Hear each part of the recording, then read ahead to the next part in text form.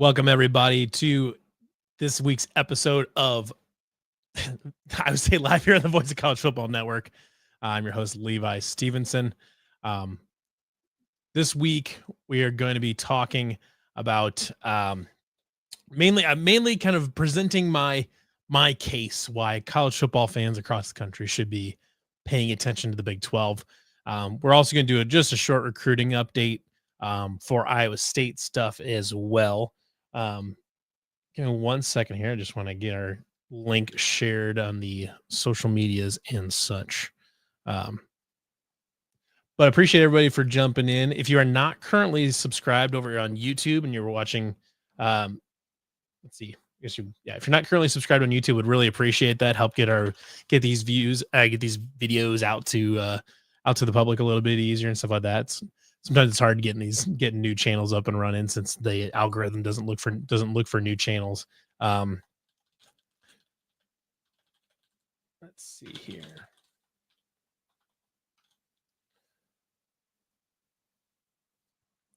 As always, this is a Q&A live call-in show for anybody that wants to jump in and wants to chime in on the topic. Dan the Diesel Freaks here. Good evening.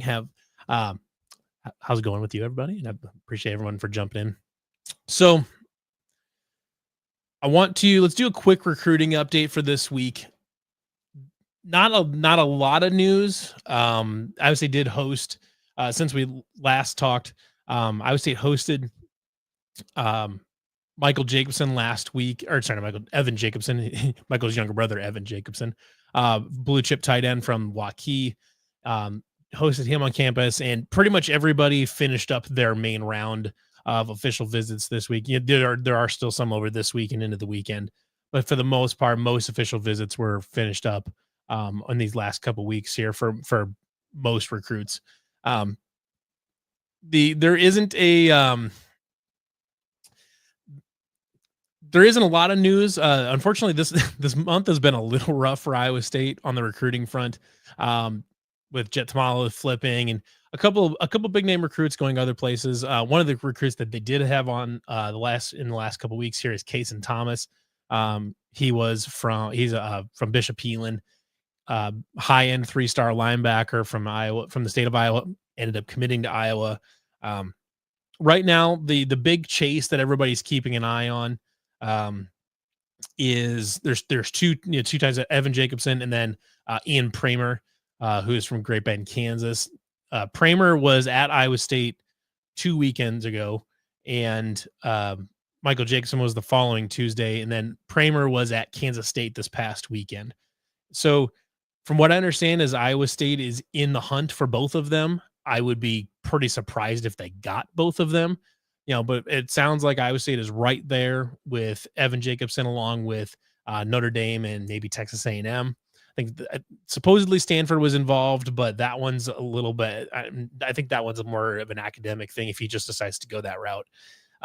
It sounds like he is also interested in trying to play both football and basketball in college, which is kind of an interesting wrinkle to throw into this. It sounds like he's already talked to Notre Dame and Texas A&M, and both of them said that would be potentially an option. He was going to bring it up to Stanford, and then he was going to bring it up to Iowa State. I can't necessarily speak too much to the A&M and Notre Dame thing. I know Notre Dame's basketball program right now is not great. But speaking from specifically an Iowa State perspective, Iowa State's basketball program is obviously very good right now. The tricky thing here, I think, that comes along, just like playing two sports for any athlete is hard because it's less downtime. It's less, you're not able to focus on one sport as much. You have less time to recover and to heal yourself from a long football season. Where this gets complicated, I think specifically because of the brand of basketball that Iowa State plays, which is, TJ Otterberger's system is very, is very physical. It's very physically demanding. The last few years we've seen guys get worn down as you go into February and March and things like that. I'm not saying that they won't let him do it. I'm not saying that there's not a way for him to make this work and still be successful at both sports. I would be wondering if he decides to go to Iowa State and he tries to do both. And I don't know if being able to do both is a deal breaker, but that's kind of an interesting wrinkle that has been thrown into this. But let's say he does go to Iowa State and try to do both. I would be kind of curious to see how long it lasts with him playing football and then also playing basketball for TJ Otzelberger. Um, Iowa State has the best basketball program of his four schools, of Notre Dame, Texas A&M, and Stanford, and then Iowa State. Obviously, Iowa State has the best basketball program of that group. Though Texas A&M has been good off and on, but Iowa State's been more consistently good. You know, I don't know if how much the quality of the basketball program plays into it. I know Iowa State is always looking for guys that can rebound, and apparently Evan Jacobson shoots 44% from three in high school, so that's an interesting. That's kind of an interesting thing in here as well. So there may be a role for him at Iowa State, but I'd be just curious to know like how realistic is that really for him to play,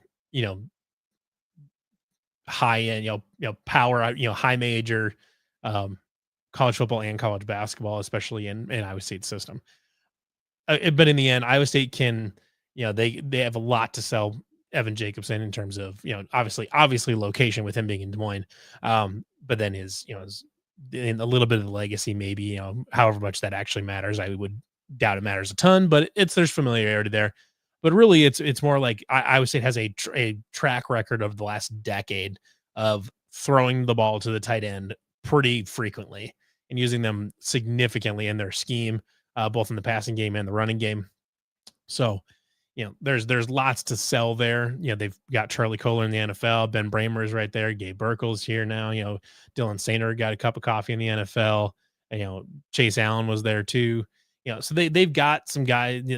They've got the history under Matt Campbell of developing tight ends for the league, things like that. So obviously it's got a lot to sell him. But then you talk about flip over to Ian. It sounds like Evan Jacobson is in sometime in July, maybe mid to late July for his decision. So we might be sitting on that one for a little bit. The one that it sounds like we might get some word on sooner rather than later. I don't know what that exactly means, but Ian Pramer is out of Kansas.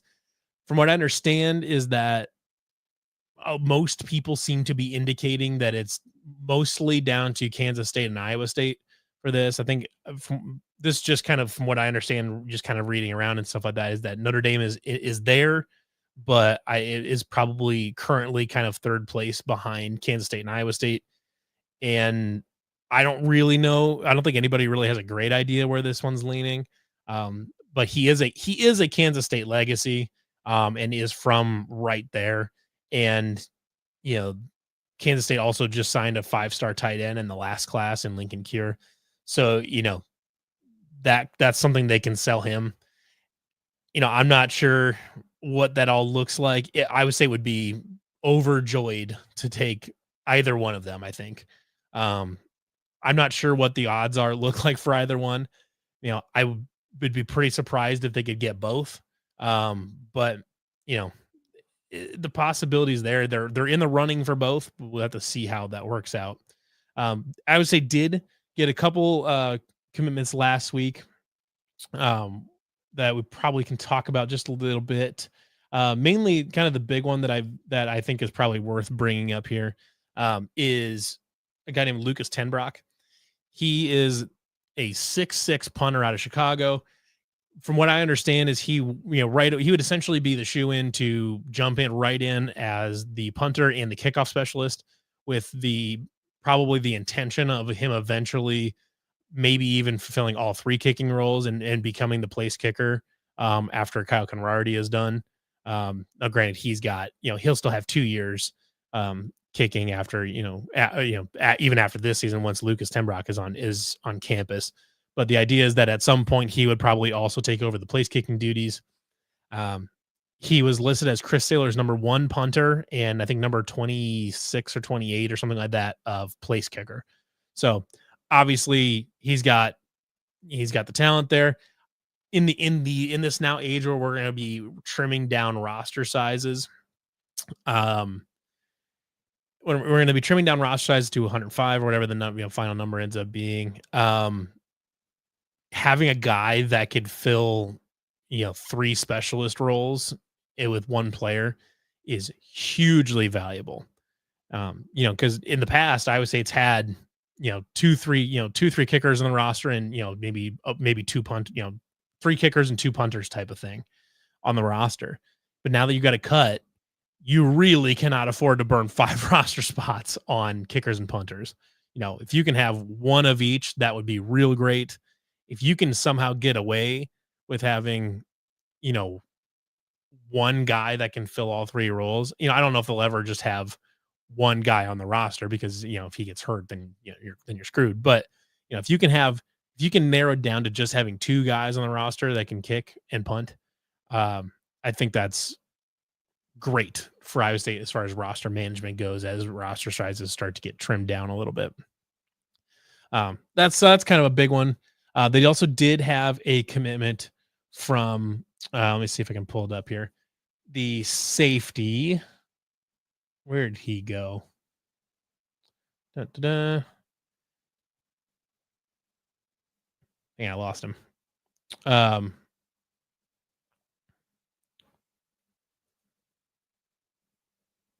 pull up defensive back because he's a safety, and then Bryson Williams. That's who I'm trying to think of from Ohio, Nebraska. He did commit last week. Nice player there. 6'4", 175. He's gonna need to put some weight on, but I think skill wise, they see him kind of as a ball hawk. When I see 6'4" at safety, my mind first thinks of put on some weight and turn him into Malik Verdon, that big downhill run stopper. From having those guys on the team is great. But it sounds like from what I understand is Bryson Williams is currently kind of projected to be more of like the Jeremiah Cooper type ball hawk on the back end, kind of a free safety sitting back there. So nice pickup there as well. So a couple good pickups there. You'd like to see, if you miss on both of those blue chip tight ends, then it's certainly not like a failure or anything like that. But it doesn't make the Jet Tamala flip and all that feel any better, because you've missed in this past month between flips and just guys going other places. You've missed on a few players that you would have really, really liked to have. So landing one of those tight ends would be a really nice boon and try to, getting some momentum back, going in the right direction. They're in the running for both of them, but we'll just have to see how that shakes out. I believe Ian Pramer, if he commits, would be the highest ranked. I believe he would be either the highest or second highest ranked player, rank recruit in school history. I think he'd be right up there with Alan Lazard. So interesting race to watch there. Like I said, we won't know anything about Jacobson for probably a while, but we might know Pramer in the next couple of weeks. Who knows? Be worth keeping an eye on. So Dan says Iowa State's recruiting is looking really good. Right now, I think if you'd said that 2 months ago, I'd be 100% on board with you. And like I said, I'm not panicking or anything like that. I would say it's still like a top 30, 35 class in the country right now. They're in a fine spot. They're pretty much on pace with where they're usually at. However, with where you were and you were on track to be, where you could be in a top 20 class or something like that, which is a very high rank for Iowa State. To fall back at that a little bit and then you lose out on a couple really nice targets hurts a little bit. So you'd like to get the momentum back up and going for all of that. So next is I want to, it's kind of our main topic here. So obviously I am an Iowa State fan. I cover Iowa State in a number of ways. So I am biased towards Iowa State and towards the Big 12. However, I do think there is an unbiased opinion to be had here about why the Big 12 really should be, if you're a real college football fan, you're a college football nerd, you're really like you like staying up late to watch what used to be Pac-12 After Dark and is now Big 12 After Dark. You like getting down into the nitty-gritty and appreciating the game for what it is. I truly believe that the Big 12 should be like after your own first choice team that you like to watch, and that you root for. I think the next, I think the the next group on your list should be the Big 12. And that's for a few different reasons. And I think the most important one here is that they have true parity across the conference. I know that a lot of people a lot of people talk about this idea that college football is really interesting because of the parity, anybody can beat anybody and all this. And the second part of that is true, but in the end college football parity is a little bit of a myth in that you pretty much always see the same programs in the top 25, in the playoff, things like that. You see the same programs in the same general places for the most part. Um, the programs can jump around, they can rise and fall and stuff like that. But for the most part, you see the same groups of teams in the same, in the same part of the top 25 rankings and in the same part of the playoff and bowl season and all that. So there's not as much parity. There's not necessarily all that much parity in college football for a number of reasons. It's money, geography, history, all that. However, if you are a person that appreciates the literally anybody can beat anybody on any given day, and it's anybody's ball game, and anybody can win the conference, if you really truly appreciate that, the Big 12 should be your first stop.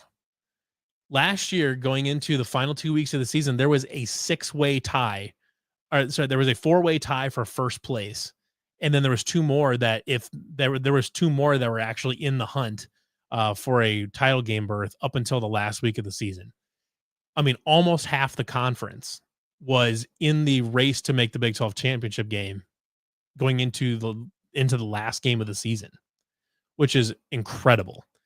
You had Colorado, Iowa State, BYU, and Arizona State up there right at the top. Baylor was sitting there right behind him. Texas Tech had a kind of an outside shot, and it came down to the wire.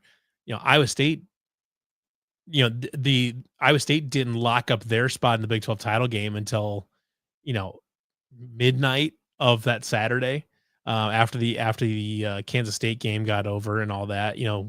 We didn't know what was locked up until technically speaking, it wasn't 100% locked up, I believe, until after BYU had beaten their last opponent. So it was kind of a weird thing, but it was so exciting because it was truly anybody's involved in this until the last game of the season. What other conferences can you honestly say that you can get that in? In the Big 10, every year it is going to be Ohio State, Michigan, Penn State, Oregon. It'll be those four. And then sprinkle in a fifth or a 16 there. Indiana was good last year, but I don't know how sustainable that is. Michigan State has been good in the past. Washington was playing for a national title a few years ago. Or was it just 2 years ago now? They might have a fifth or even a 16 that jumps up and has a really nice season, but it'll be those four for the most part. I guess maybe if Iowa can figure their shit out on offense sometime, they could be a one that jumps up a little bit. But you pretty much have that group there. The Illinois could be fine this year, but generally speaking, Illinois, Purdue, Northwestern, those teams are going to be near the bottom. I don't know what anybody knows what to think about USC and UCLA. I would assume UCLA will probably be near the bottom most years. UCLA will probably be middle, mid-top, something like that. But then you go to the SEC. What parity do you have there? It's Bama, Georgia. It's Bama and Georgia, and then it's Tennessee, Ole Miss, LSU type of thing. It's one of those like five. If you want to throw a sixth one, a rotating sixth team in there, now it's Texas is in there, or maybe it's Florida or something like that. It's going to be those ones at the top. Mississippi State's not going to rise up. Vanderbilt's obviously not going anywhere. Oklahoma is kind of down right now, and I think they will continue to be down. South Carolina, Kentucky, you have those programs that are just kind of sitting down. They just can't do much. And frankly, I don't know what Florida's future even really looks like that much because they've just lost so much momentum as a program. They're still Florida. They'll probably be fine, but They're not. I don't know if they're necessarily what Florida always used to be. You have on a year in year out basis, you're pretty much picking Georgia to win the conference, and then a couple other teams to challenge for it. The Big 12, you're looking at this year as far as like legit competitive teams. You're looking at Arizona State can be there. TCU is kind of a dark horse. They've got a really difficult schedule, but they should be a good enough team that maybe if they get some bounces, they can be there. Baylor is probably going to be decent. Iowa State will be there. Kansas State will be there. I would think Iowa State, Kansas State, Arizona State, and BYU will probably be your favorites. Texas Tech has a decent shot at being pretty good. Kansas is kind of who knows. They were terrible to start last season, but then they were white hot the second half of the season to the point where nobody wanted to play Kansas. And who knows what Colorado's going to be now that they've lost two. I mean, they could be great, they could be terrible. Who knows? There's really, Houston's going to be better. I don't know if they're, championship game better, but they're going to be better. The only programs you're looking at in this conference right now that you're looking like they've got a little ways to go before we really think they're competing. UCF's probably going to take a pretty big step back. I'm not really sold on Rich Rod at West Virginia. Cincinnati's still got a ways to go, and you could say Oklahoma State's got a lot of holes they got to fill, a lot of things they got to fix. And is Gundy the right fit there? I don't think anybody thinks he is long term, but how long can you realistically hang on to Gundy and still preserve their status as one of the best frankly, one of the best programs in college football over the last 2 decades.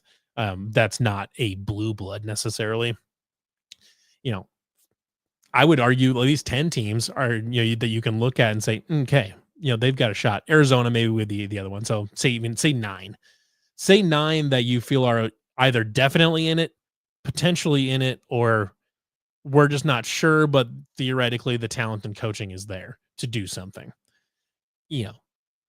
9 teams that have, an argument to be talked about as even at least dark horse conference title game participants.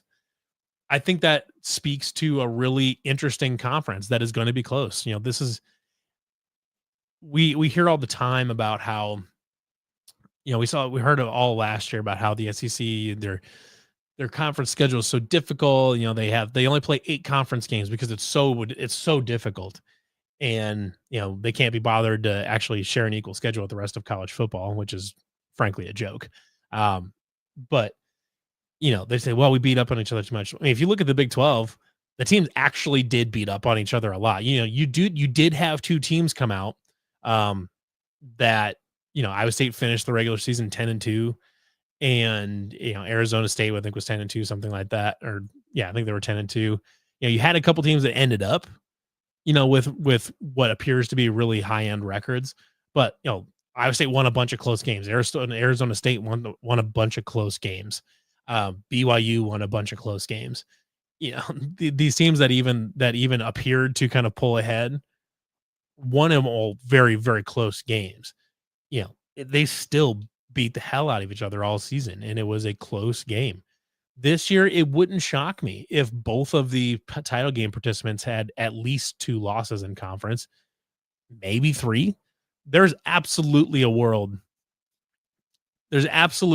where, one of the title game participants has 3 losses in conference. That's absolutely possible. Because, the teams that are expected to compete all have fairly difficult schedules and absolutely 2 or 3 games that they could lose on their schedule. TCU, like I said, has a brutal schedule. Iowa State has a more difficult schedule than last year. You do get your hardest opponents at home, which is, which is good. They've got, their hardest games are going to be at home. But it's still definitely a more difficult schedule than last year. So it'll be interesting to watch. I think, just like last season, I would expect this one to come down to the wire, where you're looking at tiebreakers the last couple weeks of the season. You're trying to figure out situations, different. You're running different scenarios and figuring out, what games you need to win, who needs to lose what games, things like that. I think you're going to have that. You had it last season. You're going to have it this year. I think you're going to have it pretty much every year from here on out, especially when you're going to have more teams that are going to be competitive. Texas Tech has been down for a little while, but gosh, Joey McGuire's put together some really nice teams, and now Texas Tech is like the NIL like the darling of the NIL world because they've got all this oil money that they can dump into everything. So it'll be an interesting thing to watch just on a year in year out basis from a parity standpoint. The next reason is this is a reason that has been a good reason to watch the Big 12 for a while now, but it's kind of you're still reliant on it being a kind of a year to year evaluation. But if you are interested in good quarterback play, look no further than the Big 12. Right now, in the Big 12, let me pull up this rankings. This is just one site's rankings of kind of what they have for their conference quarterback rankings. Sam Levitt's up there. I think Sam Levitt's probably got Heisman odds. He's just gonna be a sophomore this year, but he was, or he's gonna be a junior this year, I think. And he was really good last year. I think people expect him to take a big leap this year. I think a lot of people think he's like a Davey O'Brien type candidate. One of the 5 best quarterbacks in college football. A lot of people think he is. Right, that Sawyer Robertson is on most lists of the top 10 to 15, 20 quarterbacks in college football. He's right there. Josh Hoover is one that a lot of people think are going to be really good. Rocco Becht, our very own Rocco Becht is right there. They've got him at 4. I would argue that, Rocco's probably got some, long shot Heisman odds, out there someplace. I would say it's really good again, and Rocco can get that completion percentage up in the 65-ish range, and cut down on a few of those pick sixes and continue to win games. Rocco's going to be in the Big 12 Player of the Year category, and he's the 4th. They've got him ranked as the 4th best quarterback in the conference. Avery Johnson has had Heisman odds. He had him last year, and he's going to have him this year. That's another guy that everyone thinks is going to break out and potentially be a dark horse candidate to be a getting invite votes for the Heisman. I don't know too much about Devin Dampier, but apparently a lot of people are pretty high on him. Baron Morton had a nice season for Texas Tech last year. Jake Retzlaff was really good for BYU last year. Struggled a little bit towards the end of the season, but he was a huge reason that BYU was as good as they were last year. And they won 9 or 10 games or whatever it was. I think 9 games. He was really good last year. 8th best quarterback in the conference. Jaylen Daniels is a guy. Now, I will fully admit that Jaylen Daniels is a guy that I have the last couple years been extolling my confusion as to the hype around Jaylen Daniels nationally. Like I remember before last season or even 2 seasons ago, he was being talked as like a dark horse Heisman candidate. There, people have been waiting for Jaylen Daniels to break out and to break out and be the guy, be the next coming of like Trevon Boykin and if you're a real Big 12 nerd, expecting him to break out, and he just hasn't. He's been injured his whole career basically. He went on a quick run in 2022 that he was really good, and then got hurt. 2023 was hurt. Then last year he struggled at times. I'd be really interested to see what he is, but that's the 9th best quarterback in here. TMFV wants to know, do I show highlights in film? I do at times. So when we get to the season, I will definitely show more highlights in film.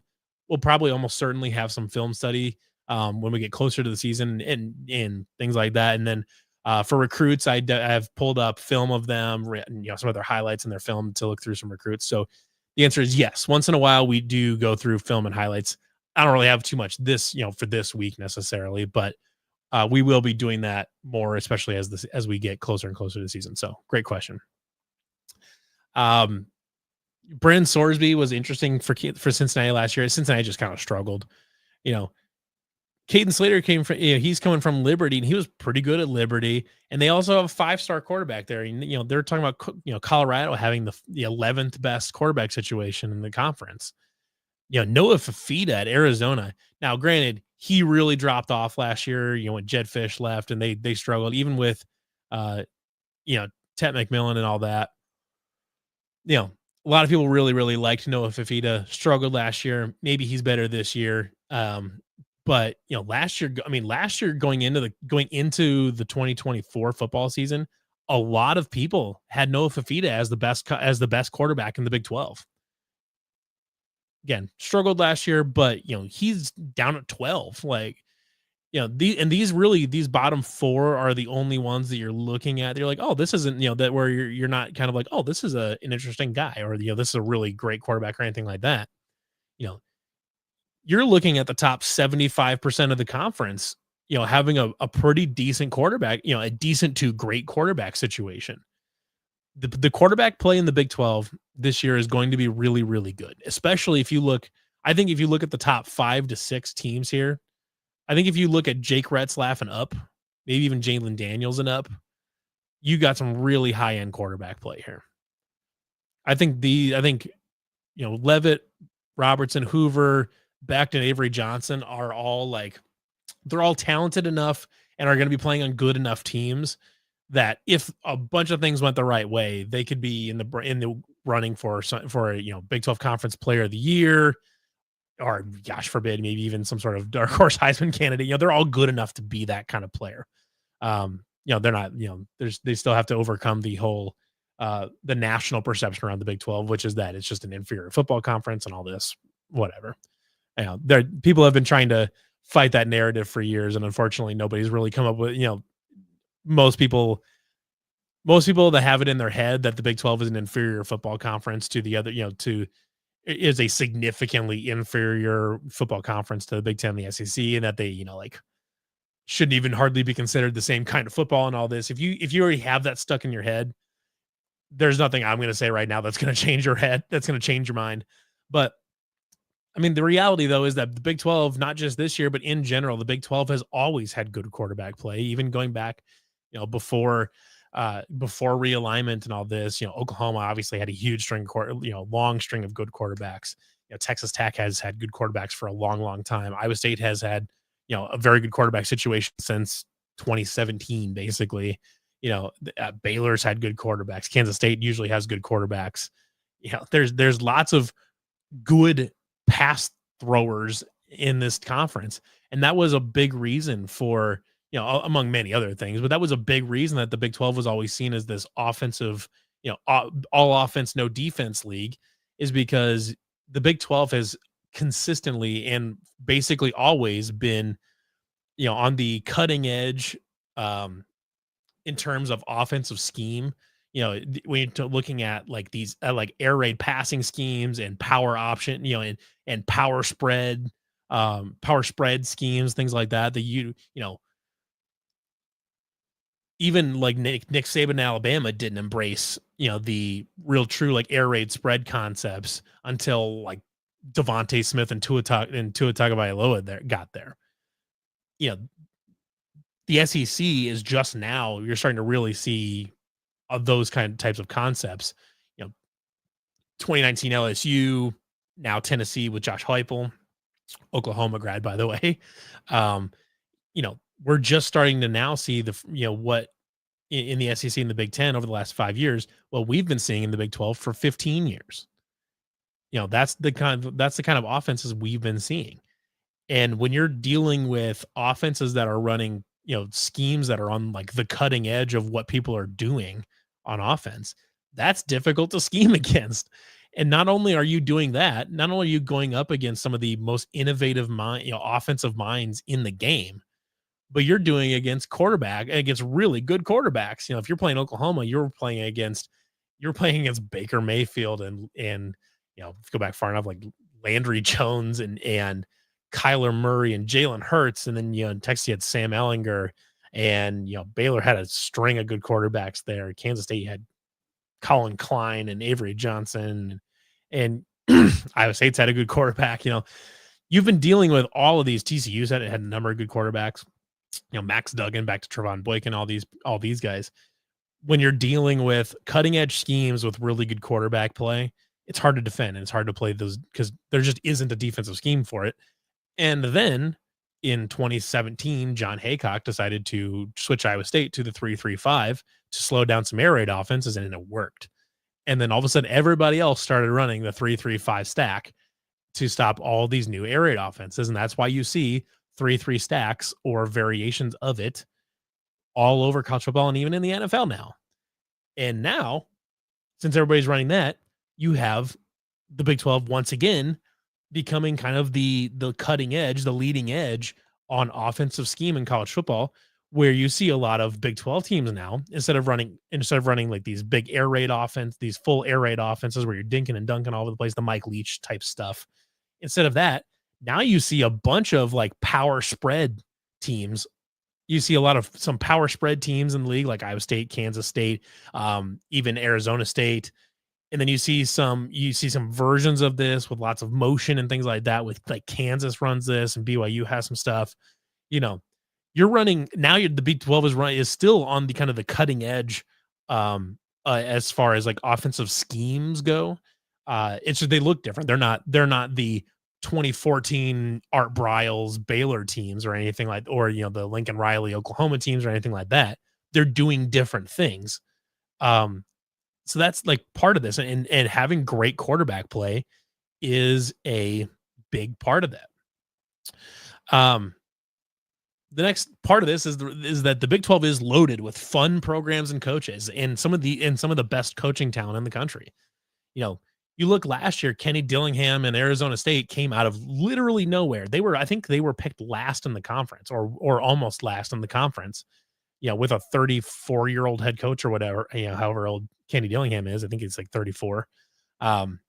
They came out of nowhere, go like 10-2 and win a Big 12 title game, go to the playoff, and then almost and maybe should have beat Texas in the playoff. That's out of nowhere. BYU had a great season. They struggled in 2023, and then BYU was awesome in 2024. Colorado comes out another with Coach Prime, and they have Travis Hunter and Shedeur Sanders. And then Iowa State puts together the first 10-win regular season in school history, and also goes to the Big 12 title game. And then you've got all these here. Kansas State was really interesting. They've got, Kansas State is a program that's been really good for the last 25 years or so, 25, 30 years. They were really bad before that, but the last 25, 30 years, Kansas State has been really good. Chris Kleiman's a great coach, but Avery Johnson's, a fun quarterback. They've got, some interesting players there as well. Kansas is kind of Kansas is resurgent from their long dry spell where they were, one of the worst teams and programs in college football for the last, for about a decade and a half there. And all of a sudden now they're good and dangerous, where people really don't like playing Kansas now. And you've got all these new teams in the conference that are kind of getting to know each other. Utah was down last year, but now you've got the Holy War in the conference. There's so many interesting storylines here. There's great young coaches in the conference. There are fun teams to root for, fun players to root for. It's easy. Straight up. If you're like, life is very easy. If you're a Georgia fan, an Ohio State fan, an Alabama fan, Penn State, whatever. Life is very easy. It's very easy to show up on Saturday and watch your team probably win against whoever they're going to play, almost invariably, because you have Kirby Smart or Ryan Day or James Franklin or whoever, coaching your team. They're established. They're national powers that, I've long been a proponent or long been a believer of the idea that it is essentially impossible to lose at Ohio State unless you actively sabotage the program. It's very easy. Life is very easy if you're a fan of one of those. But life in the Big 12 is different. If you're watching that team and if you're watching teams and you're invested in one of them or multiple of them, life is stressful for you. You're playing close games week in, week out.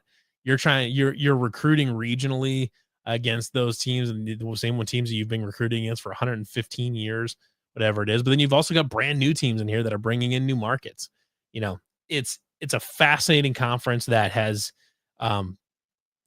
frankly, I think done a very good job, done as good a job as you could ask for of keeping themselves in the conversation as far as, national relevancy and stuff like that, despite, how much Greg Sankey would like the Big 12 to just die and go away. How much I think ESPN really is annoyed with the conference, that if for a conference that's had so many things working against it for so long, to have this group of survivors sticking around and just playing fun football and playing really like I would argue some of the like the purest version of football of college football that there is, where you got basically the only program in the conference that I wouldn't consider to be like a developmental program right now is Colorado, and that's just because they're getting lots and lots and lots of transfers. Yeah, maybe Texas Tech is starting to transition a little bit, away from being a developmental program, but they still absolutely are. But if you are a person that doesn't like the current era of college football where it's all driven by NIL and you're tired of the transfer portal, stuff like that, that doesn't mean that Big 12 teams are, immune to the transfer portal, that they don't use it. But most of these programs, recruit guys out of high school and they develop them into great players. Or they, maybe they grab a transfer from a really small school like a Cam Scadaboo coming from Sacramento State. You know, those are kind of guys you can root for. The Big 12 is a conference full of underdogs. And if you're following the Big 12 through the entire season and you're following an Iowa State or a BYU or an Arizona State or whatever it is, and you're following that team and say, they go through, they win the Big 12 title game, they get into the playoff, and like in the case of last year, if you were watching Arizona State and you were the only one watching Arizona State for the first half of the season when they were putting up a good record, but you weren't really sure what they were going to be, but you were watching Cam Scadaboo do his thing. By the time you got to the playoff and you saw them line up against Texas, you're like, I already know these guys, Arizona State can play. Cam Scadaboo is a dog. Like, you already knew that. And that's fun. You're in on it. You're in on the fun parts of college football before everybody else is. And I think the Big 12 right now just is one of the last bastions of what people idealize college football to be in their head, where it's developmental programs, regional rivalries. It's not 100% driven by NIL, and it's still programs trying to build and win football games the way that we've always known them to do or always thought we'd like them to do. That's what the Big 12 is.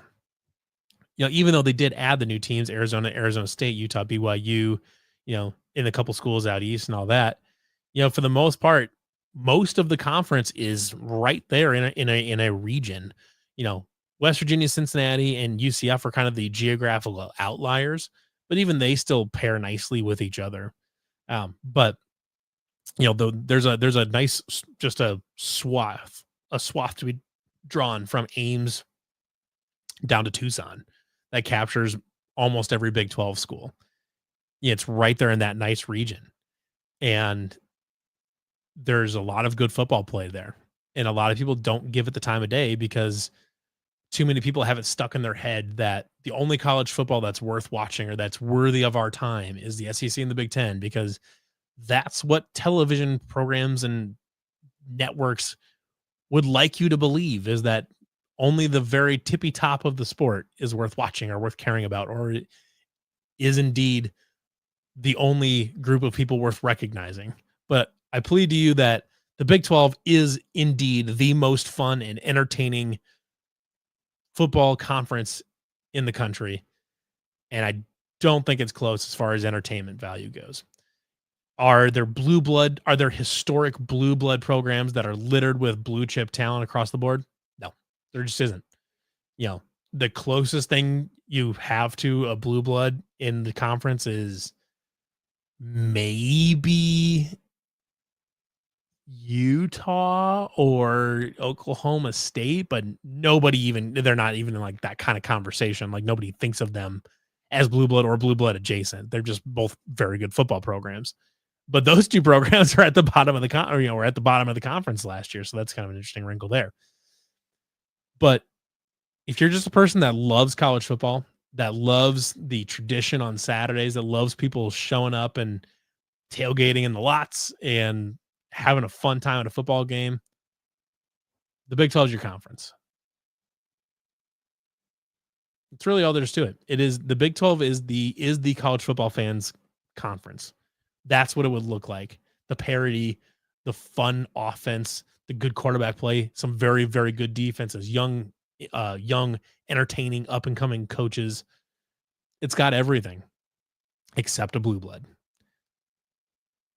So I guess to me, that's kind of where I draw the line here, is that if you consider yourself a college football fan over being a fan of a particular team, you should be watching the Big 12. And I think people on this network in general, the voice of college football, I think a good portion of you are college football fans, along with, being an Iowa State fan or, whatever team you may cheer for. I think people that watch, myself or Mark or any of the other channels, I think are college football fans, not just fans of their own teams. So I think those you types of people that are college football nerds would love the Big 12. And my biased opinion is that you should also watch Iowa State this year because they're going to be pretty fun. They've got a good quarterback. They'll have a good defense. They have some really interesting skill players. So that's what I've got for this week. I don't really have too much else. As the banner below says, if you are not currently subscribed on YouTube, I really highly recommend it. I'll pull up the page here so you guys can see it, so you guys know what you're looking for. Let's see here.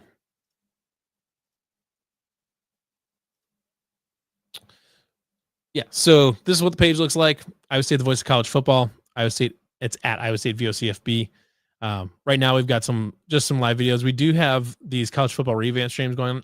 I will confess, I'm not in charge of them. So if you don't like how they come out, don't blame me. They're just computer sims on college football revamped.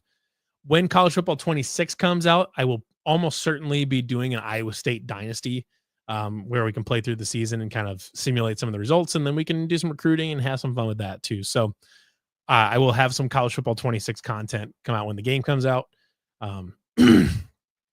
But yeah, so if you guys are not already subscribed here on YouTube, I really would appreciate it. That helps get the voice out and get these videos onto the algorithm so more people can see them. We can continue to grow the community. If this is your first time watching, really appreciate it. And we do this every week, every Tuesday at 7 p.m. Central, about an hour or so.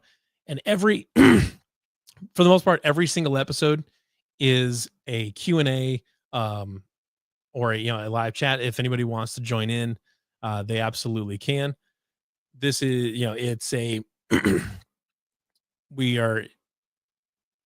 I want this to be a show that people can, feel like they can take some ownership in and say it's a talk show versus just me monologuing up here for an hour. For anybody that is, let's see here. Oh, I just put the wrong link in there.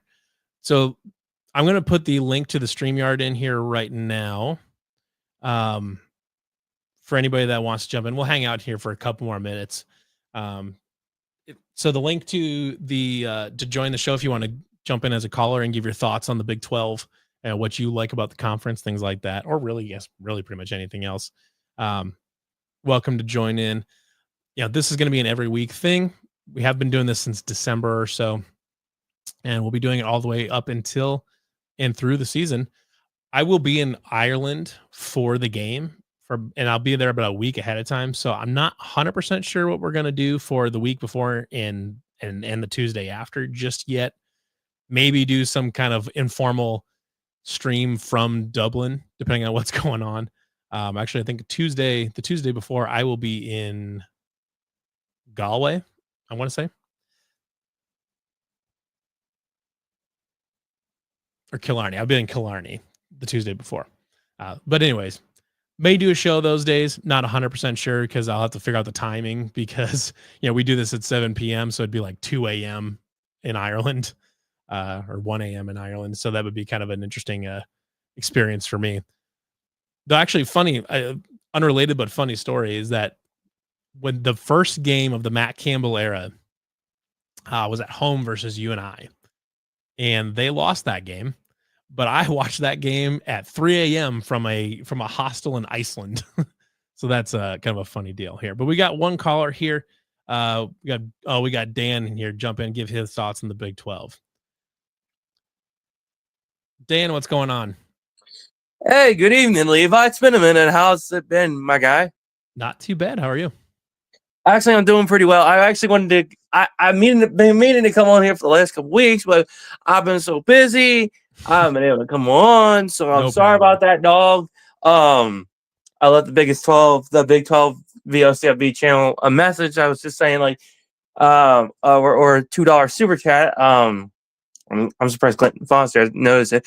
I said the Big 12 has a lot of some national championship contenders, which Iowa State is one of them. And with their recruiting class this year, especially on the offensive side of the ball and the defensive side of the ball, that's really where I'm looking at right now. Is Iowa State's like one of the main colleges I've been speaking about for like the last year. That's like these are national championship contenders. They're not pretenders, and they've proven that within a year.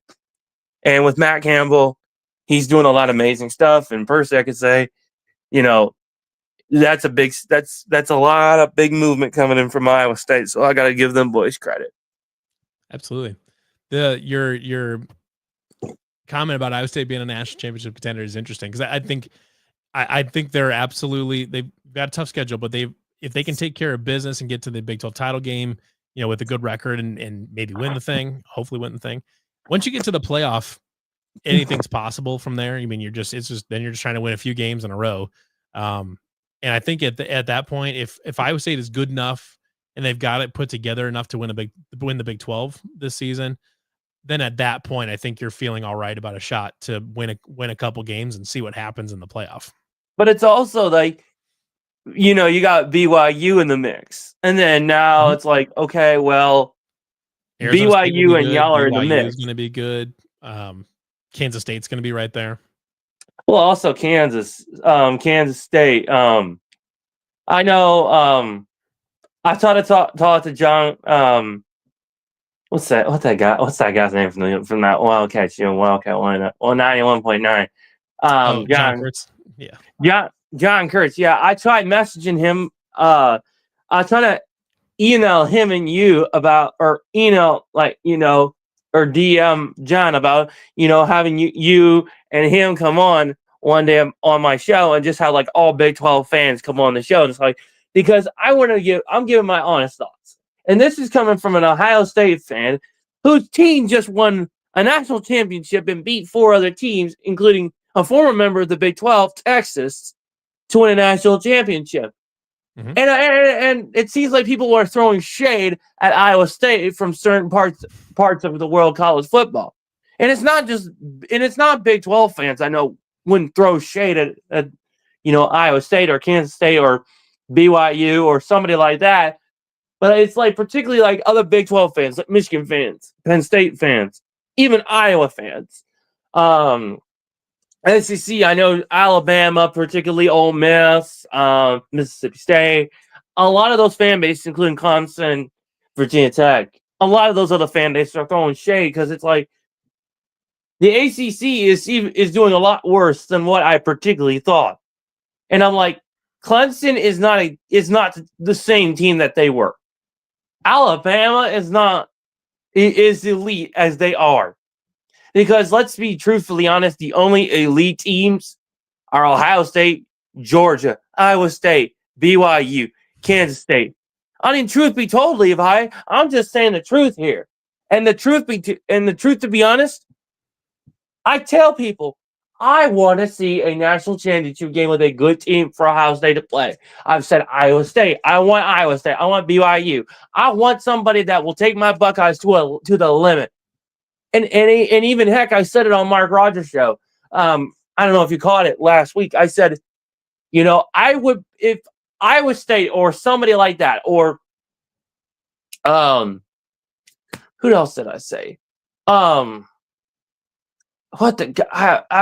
was saying like Iowa State, pulling off a big upset against Notre Dame, or BYU beats Ohio State, or Iowa State beats Ohio State in the national championship game, or in the Orange Bowl or Rose Bowl, Peach Bowl, Sugar Bowl, like even in the championship final, like in Texas or like somewhere like that, or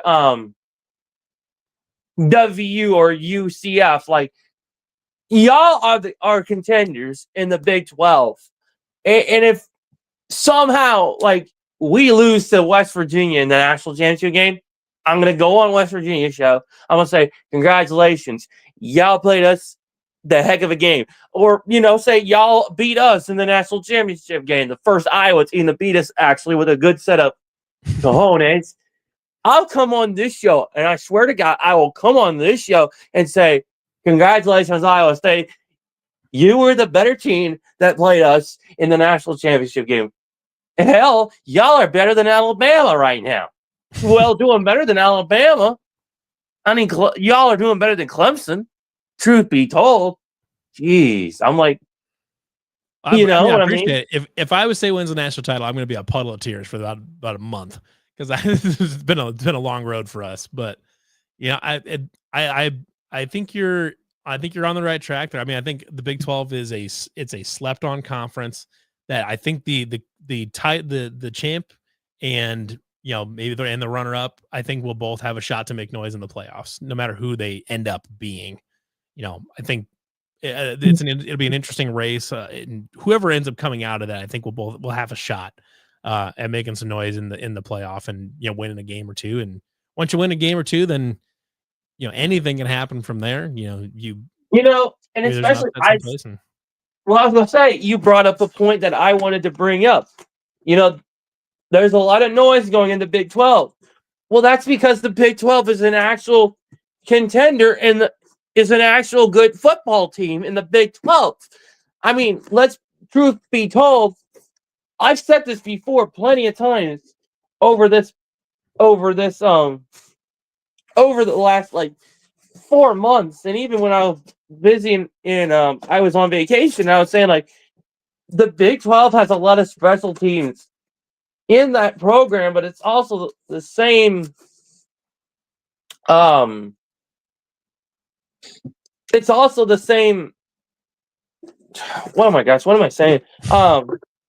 It's also the same conference that almost won 3 national championships. Had one team go to a national championship against the number 1 ranked defense in the country, Georgia, and went undefeated 13-0. TCU, y'all have the members of Cincinnati who went 13-0, went to a national championship game. So there shouldn't be no shade on the Big 12, in my opinion. Now, that could just be me being crazy, or I don't know. Big 12 fans, or Iowa State fans, let me know in the comments what y'all think. I particularly am just not trying to, I don't, I can't even put the words in today. God almighty. But you know what I mean, Levi. I'm trying to be. I get your point. Yeah. It'll be the forever battle of the Big 12. It's a PR thing of the Big 12 trying to prove itself to everybody else. And frankly, until a Big 12 team gets out there and beats an Ohio State or a Georgia or something like that, and gets to a national title game or whatever it is and proves itself, until that happens, it's going to continue to be an uphill battle all the way. And unfortunately, the Big 12 and the SEC have a double standard to work on, where if a team loses in a conference game in the SEC, it's because the conference is so difficult. If a good team in the Big 12 loses a game in the conference, it's because the conference isn't as good as we thought it was going to be. And it is 100% just a media PR type of thing where they're just held to different standards. They just are. And I don't know what it's going to take to shake that. I think it would require the people. I think it would require that the people that are writing stories and creating talking points on talk shows aren't, invested for billions and billions of dollars into the sport. I think the people that are most invested in the sport have a financial incentive to promote the teams that they want people to like and watch on their network. The SEC network belongs to ESPN, and ESPN also has a stake in the Big Ten. They want both of those conferences to be at the head of the table, and they're the ones writing the checks. Fox has a big big part of the Big 12, along with a few other people. Mm-hmm. The Big 12's kind of segmented a little bit. But the biggest voices, the biggest check writers in college football are also the ones that create the media narratives. And those Mm-hmm. people right now really want the SEC and the Big Ten to get they want them to be at the head of the table. They want them to have the majority of the airwaves. And that's just kind of what it is, unfortunately. I mean, the only thing the Big 12 can really do is win. They have to get to the playoff. They have to beat teams in the playoff. What does the narrative look like last year if Arizona State is able to pull it off against Texas and get to get to a national title game? Let's say it's Arizona State and Ohio State in the national title game. What is that? How does it go down? Right. How does that go down? How does that change the perception? Or do people say, well, it's a one-off because Cam Scadoo was playing out of his mind and things like that? I think that's kind of how it would go for the Big 12, unfortunately. And here's the also thing. Cam Scadoo against Ohio State secondary, that would have been something I really wanted and something I really honestly wanted to see. Cam Scadoo was a tight end that I knew was really going to give our defense problems, especially in the national championship game, but we were going to play at a 100%. Even if we lost to Arizona State, I would have gone on and told Arizona State fans, congratulations. Y'all got the biggest win against us with a very great athlete in Cam Scadoo. And you know what? Pull up a point from TMFB. He says, hopefully being slept on is an advantage versus other conferences.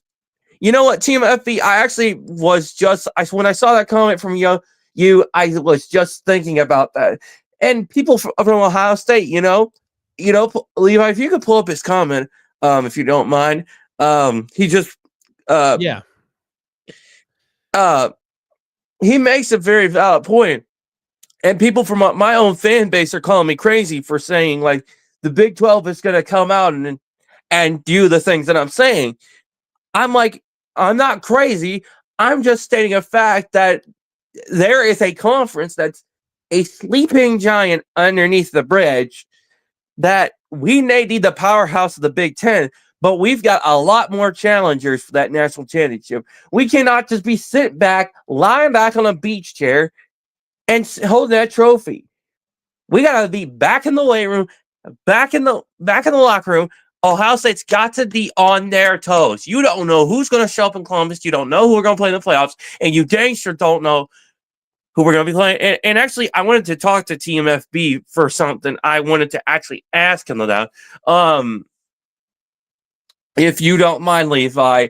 I think what we can do, if you guys both come back next week, we can do a little round table as well. But we're getting up on our time for this week. But if you guys both come back next week, we'll get you both on, and we can have a fun little round table, and talk about this a little bit more and maybe some other stuff too. So. Yeah, and please make sure you subscribe to the Iowa State Voice College Football YouTube channel, along with the Big 12 Voice of College Football YouTube channel. In my opinion, some of the best college football fans and some of the most, unique college football fan bases, Iowa State being one, the house that Jack built. Well, the house that Jack built has a very great team, but also, is one of the most underrated programs. Now, other college football fan bases like Auburn, Ole Miss, Tennessee, I understand that Tennessee is going to be talking a lot of smack, but that's just because Tennessee don't know how to play actual football, like the house that Jack built, like them boys that wear the red and gold uniforms with the Cyclone logo on their helmets. And truth be told, Tennessee versus Iowa State, that's a blowout game for Iowa State. Iowa State would literally come in and just beat the living actual heck out of Tennessee, and I wouldn't be surprised. And Levi, TMFB said that's cool. He's down for next week. So yeah, appreciate you bringing me on, Levi, as always. You awesome as always. Like I said, folks, please don't forget to subscribe to the Big 12 VOCFB, and don't forget to subscribe to the Iowa State VOCFB YouTube channel. There's a lot of great content coming from Levi and the fellow fans of Iowa State that I know. A lot of Iowa State podcasts. I know you've had a lot of people from Iowa State come on, and personally, as an Ohio State fan, as someone from the nation's most prominent team that's on the highest That's a championship. That's a champion. But it's like, I'm not sleeping on Iowa State. I know Iowa State could break out of nowhere and come up and say, hey, Ohio State, can I have a run at that national championship? Or UCF or TCU or like West Virginia or BYU, Kansas State. There's a lot of them that will come out of the blue and just be like, we just had an amazing season. We're going out to play the national championship game. We just beat Tennessee and Oregon. Now we got Ohio State in the finals. Right in the national championship game. And it's like, okay, we have not pulled off the W. We pulled off the W against the greatest team. It's like I said it. And I swear to you, Levi, put this on the record. If Iowa State or someone from the Big 12 beats us in the national championship game this year, I will come on here and say I gave them credit for doing the one thing that most Big 12 schools only dreamt of doing, and that is beating the best team in college football, the Ohio State University Buckeyes, right for the championship. Because I tell folks, don't sleep on the Big 12. I told Mark Rogers, don't sleep on the Big 12. I told other people, don't sleep on the Big 12. The Ohio podcast called me crazy for saying not to sleep on the Big 12. They thought I was retarded for saying. Hey, watch your language. Sorry, but you know what? The actual co-host of the Ohio podcast called me, the R word for saying we shouldn't sleep on the Big 12, especially Iowa State. I said, you don't know. And I got a lot of fans of Ohio State that hate me for saying this. And I'm like, it's true. You just don't know that it's going to hit, it can hit you from out of nowhere. Like Georgia beat us. That I saw that already coming. 42-41. I knew we were going to only put up at least a 1 point close game against Iowa or Georgia.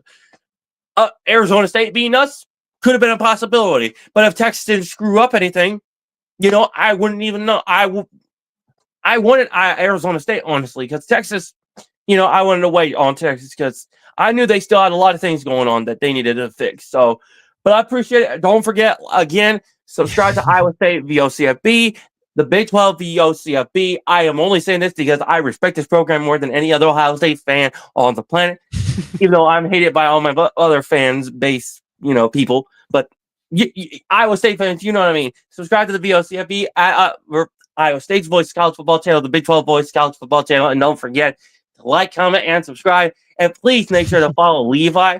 He does some amazing posts. I do follow him on Twitter at Hollywood Caden, the final boss. Just so you know, Levi, I do follow you and Clint Foster on Twitter at Hollywood Caden, the final boss. So I promise Dan's not a plant. But I do appreciate the thing. So, but thanks for chiming in, Dan. We'll probably maybe talk to you next week. So thanks for jumping in. I'll be back next week. So right. I will see y'all next week. And go Cyclones and go Bucks. Thanks, Dan. The always lively Dan the Diesel Man, back to give us thoughts. But anyways, we'll wrap her up for this week. We'll be back again next week. Maybe have some fun roundtable discussion as well. So everybody have a great rest of your week. Go Cyclones.